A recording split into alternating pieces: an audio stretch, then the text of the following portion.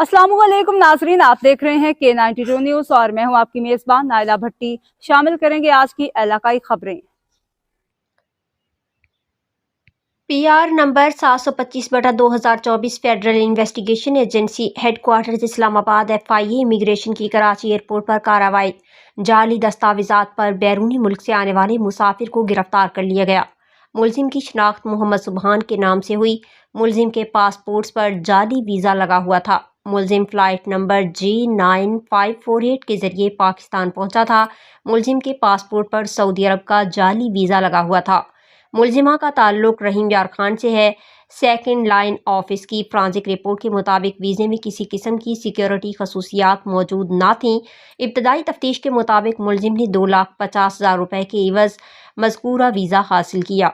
मुलजिम को गिरफ्तार करके anti human trafficking circle Karachi मुंतकिल कर दिया गया। मज़ीद तफ्तीश जारी है। तर्जुमान FIA।